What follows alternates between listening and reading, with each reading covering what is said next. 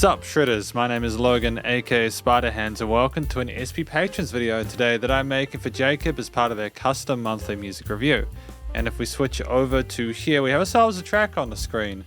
On Spotify, this is from an act named JID titled Dance Now featuring Kenny Mason. Now, I am slowly warming to JID as a musician, as I have not really heard any of this stuff up until very recently, but they're very articulate. The music is quite interesting and I appreciate the quality of the production.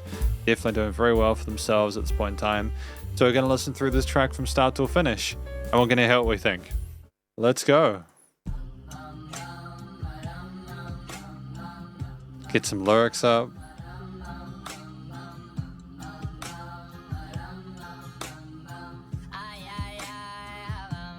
Interesting vibe off the bat. Back in the city with it. JID done been all across the globe. They say JID a scribbler, he silly with it when he spit it. And I hope he don't sell his soul. He should be good, man, he signed a code. He from the hood, nigga, down the road. He was just jugging right by the stove. Then they saw the patrol, it was time to roll. Saw the patrol, it was time to ride. Motor running on Memorial Drive. Got a country cousin cruising with the black man Savannah at the Florida-Georgia line. Got a couple family members in Atlanta, not Atlanta. We let on Moretta decide. They just gon' let that Beretta fly. Cause you niggas bugging, spray pesticides.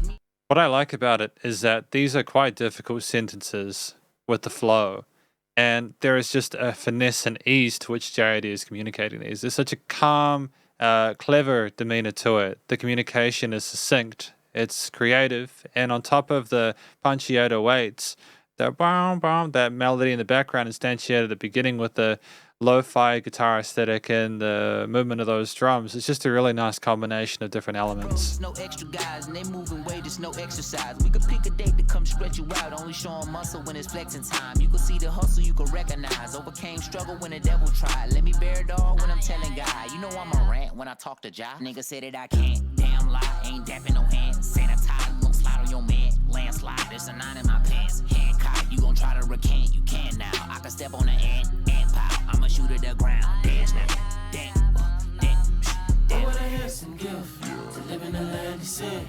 Riding with bags and bricks. Got my little nasty chick. That's what I asked of him. Told me he grant my wish. You dance with the devil, you never dance again.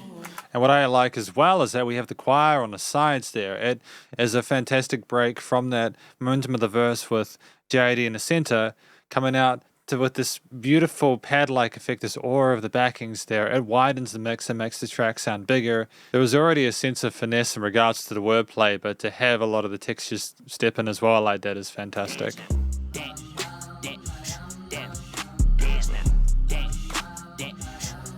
Even with those low tune kind of gritty lower octave parts.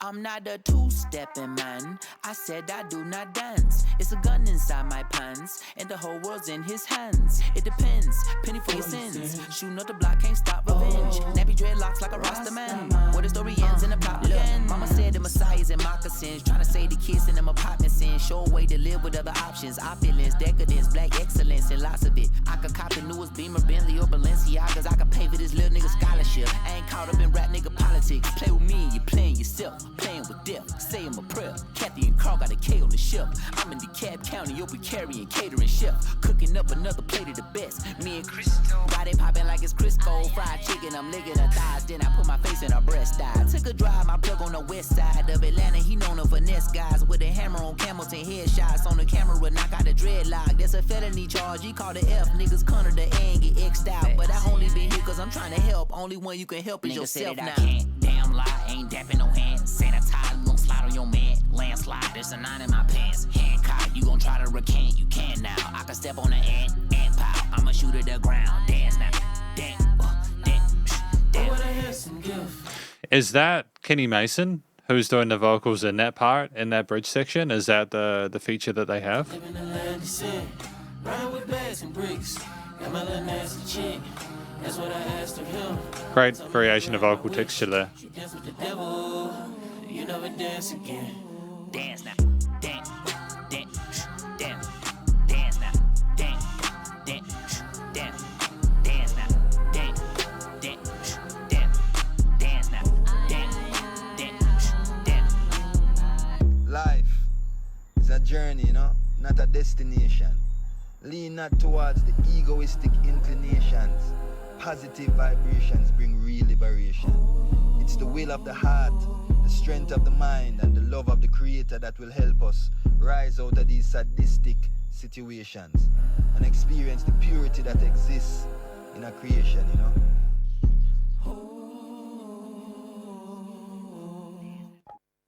Fascinating. I hate to sound ignorant. I'm not entirely sure who that quote is from at the end there, but I get the feeling that is a reference to the Rastafari kind of intonations that we were discussing earlier on. When I look through these lyrics, I suppose the first verse is talking about the expectations other people have of him, you know. When he spit, I hope he don't sell his soul, it should be good man, he signed to Cole. So I assume he got signed by someone who's quite prominent. You know, he's doing quite well for himself, and there's a lot of people expecting him to be better and everything like that, or to be really, really good.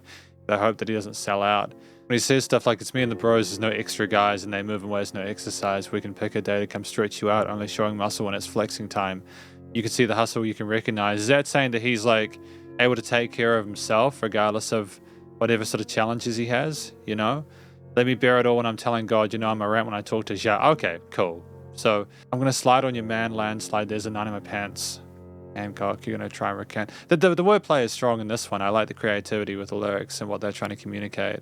Running with bands and bricks and my little nasty chick. That's what I asked of him. Told him he'd grant my wish.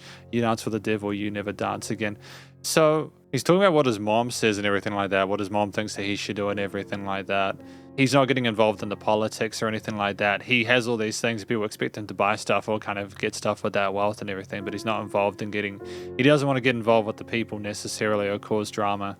Play with me and you're playing yourself. Playing with death, say I'm a prayer. Damn, man. And he's talking about his plug up on the west side of Atlanta and his side of things. So he's talking about the people in his life as well and the experiences they've had. I think that quote there at the end... I know I'm probably missing parts of nuance. I'm just sort of trying to put it all together, talking about how it's not about like getting led astray by the egotistic intonations. It's about finding the positive vibrations and finding freedom within yourself and getting yourself out of those sort of trappings or whatever, wherever you come from. I'm wondering if he's looking at the people around him and their life choices and his own and what people expect of him and stuff like that. And the dance now part is him dancing to either his own beat or other people expecting them to dance to theirs. But welcome to the conclusion of my review of this track from an act named JID titled Dance Now, which features Kenny Mason, who I assume was doing the bridge parts. I spoke about what I thought the track was about in the lyrics section, but just to kind of briefly present what I have kind of concluded about that. I think this track is about someone who is aware of what people expect of him in the stories that they're telling them about himself. He looks into his own religion and his own belief systems and his own way of finding a future with God and Jah. He talks about his mom and like how his mom sees his life and everything like that. So he's basically looking at how other people see him, what their expectations are, and how he's coping with that. And he's just trying to live the best life he can and find his own happiness, I suppose. And he's trying to get out of those kind of difficult situations. He's trying to stay out of the politics of it and everything like that. He's just trying to find his way and move forward, despite what everyone else thinks. I think that's basically what it's about. I could be wrong. I feel like there's more nuance that I'm missing here, but that's my take on it at first listen.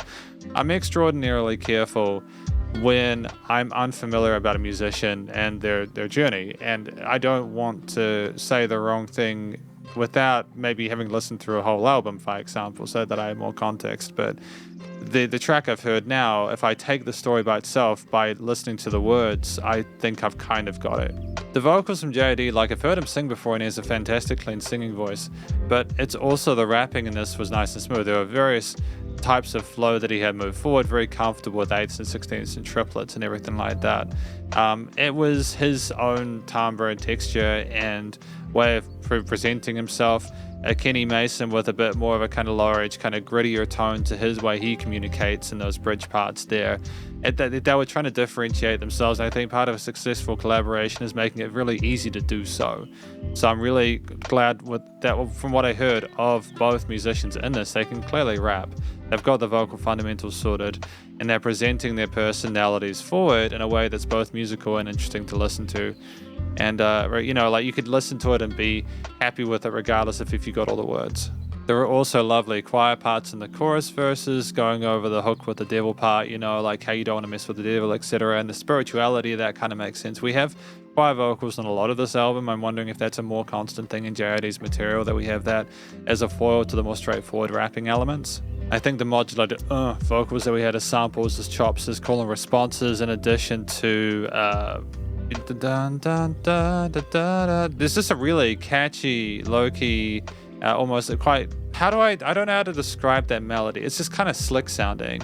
It's a dope tune. It sounds great, and it's so pensive with the 808s, the sort of guitarish kind of stuff we had at the beginning, as well as the drums that approach and present themselves eventually. Having the speech at the end as well to kind of add extra context to it is good, because you may not have been actively listening until that later stage of the track if you're like, oh wait, this is actually really cool, and then you have that to kind of allude to a further bit of intrigue there that you can so you can kind of catch it. But I would recommend, of course, listening through the whole song if you can. The track at 3 minutes 47 as well, within a 2 to 4 minute sweet spot. There's a lot going on within the few verse sections and chorus parts with the bridges as well, and the speech at the end there to keep you entertained and engaged throughout there. The combination of the aforementioned 808s, the drums, the lo-fi guitar aesthetic there, the dun dun dun, the vocal melody on top, as well as the various vocal parts, create a track there where transitions are seamless. There are variations of flow. I think there might have also been an interlude, if I'm not mistaken, as well later on there. We didn't have any other lead instruments there, because I think the vocals were the focal point the entire time. It was a trade-off between JID and Kenny Mason when they came in. It was just a really well thought out piece of music. The drums were relatively minimalist here. We had like the cymbals and the kicks and the snare parts, and we didn't have too much else from the kit. We didn't need to. They provided those core elements of pace and accenting. The bass line, the 808 just had a really interesting sound to it. It was kind of blockish, and it forced its way into the mix in a way that was not uncomfortable, but also made you pay attention to it. It highlighted the root notes quite efficiently, whilst also providing a sense of upper middle resonance there that made it a bit kind of oddly, like, it wasn't too bright, but it sounded a little bit, it was more fun to listen to because it wasn't just kind of a dullish kind of sub bass, if that makes sense.